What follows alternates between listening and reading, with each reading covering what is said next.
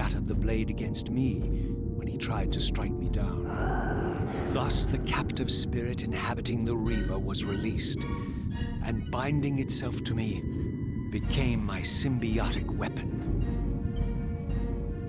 And so the Reaver met its former self, still imprisoned in this corporeal shell. I watched, mesmerized, as the Wraith blade uncoiled itself and snaked down the length of the physical blade. Embracing its twin, its mirror self, the Reaver's long dormant spirit was now fully aroused. And for the first time, I felt the true presence of this other entity, willful, ravenous, and deranged from thousands of years of imprisonment. The Reaver was now in command, and I, now merely its helpless host, felt my soul being leached to restore the blade. But the Reaver knew better than to destroy its host, and just as I neared the brink of oblivion, the blade released its hold on me. As I recovered, I realized we were now bound together in a fragile alliance.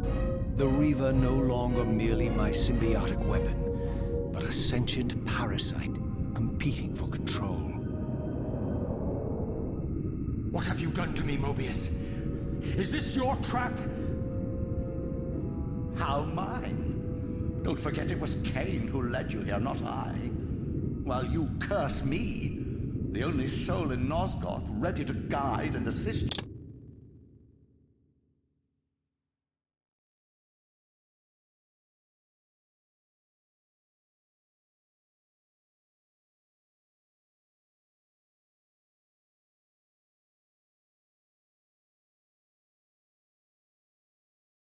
Kain laughs at our folly and revels in your dismay. These blades, now coiled in sinister embrace, have inspired terror in the hearts of creatures far more durable than you, old man. Bound together as they are, I can only imagine what they could do to your soul's fragile shell. Raziel, I beg you to stay your hand. This was none of my doing. I have sought only to aid you in your righteous quest. Why, you're trembling, Mobius. Has your confidence abandoned you? You seem to have made a fatal error by leaving your precious staff behind. Is that where all your courage comes from? Listen to me, Raziel. You don't know what you're doing. I have taken an enormous risk by appearing here before you, so defenseless, yet eager to prove my good intentions. If there's anything left of the Seraphim in you, you won't do this. While you threaten me, your true enemy eludes you. Don't concern yourself with Kain, old man. He'll join you in hell soon enough. As you said, death comes for us all. Yes, the wheel of fate demands it. What did you say? The wheel of fate. The inexorable cycle of death and rebirth to which all men are compelled. We serve the same God, Raziel. To strike me down would be striking God's own attendant. And I don't believe even you would take that risk. I tire of your games, Mobius. Now that I know you fear me, I needn't concern myself with you. Kain is waiting for me. Go then, Raziel. Seek Kain out and destroy him in the name of the one God we both serve. You, who were once a Seraphim priest, murdered, profaned, destroyed, and reborn again from his mercy, you are now most powerfully equipped to be his agent, his instrument of restoration and retribution. My own vengeance is motivation enough.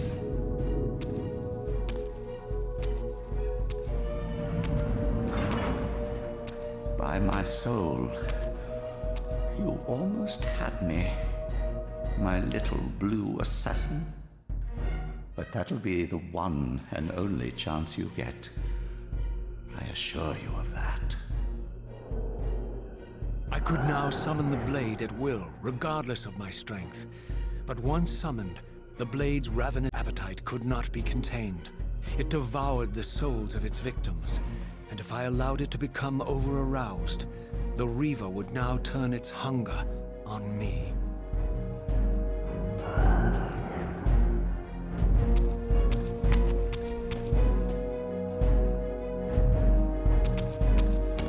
So this was the legendary Janos Ordren, reputed to have been the most ancient and diabolical vampire to have ever existed. According to folklore, he lived high in the cliffs of Nosgoth's northern mountains and preyed mercilessly on the defenseless villagers below. His reign of terror ended when the Sarafan finally hunted him down and tore his throbbing heart from his still-living body. This relic came to be known as the Heart of Darkness, and was supposedly imbued with the power to restore vampiric unlife. The Sarafan therefore guarded it carefully, lest the heart fall into the hands of their enemies. But I wondered, could Janos Ordren truly have been as monstrous as depicted here? Or was this merely artistic license by the Sarafan, who sought to lionize themselves by demonizing their darkest enemy?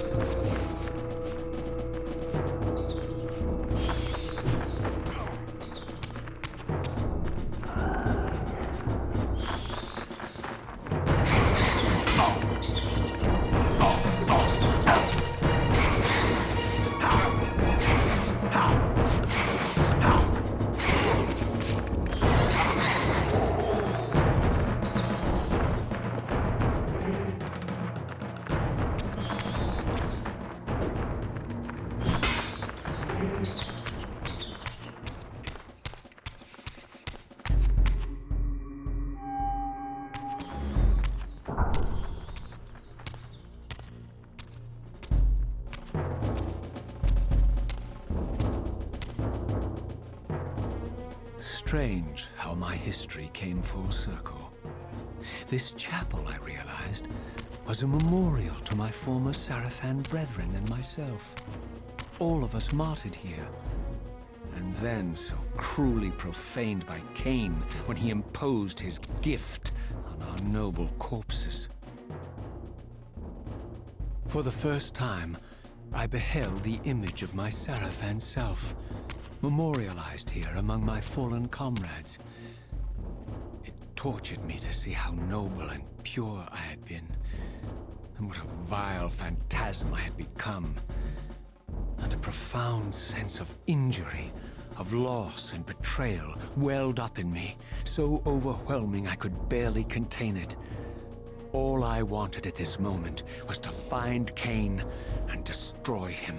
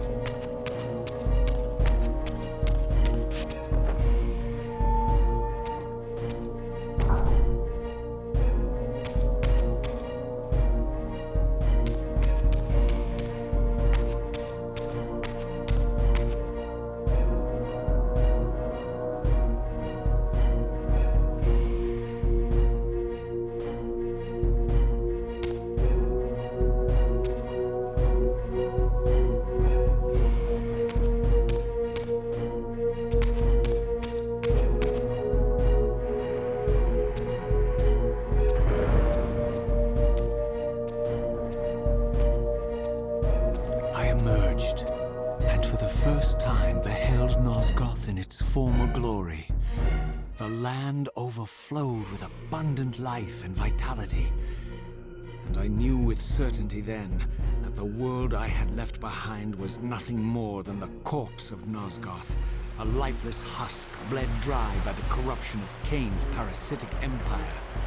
This was the fragile world Kain sacrificed to preserve his own petty life and ambition, heedless of the profound cost. The sight only deepened my resolve. I sensed that the pillars lay to the northwest. If Kain truly waited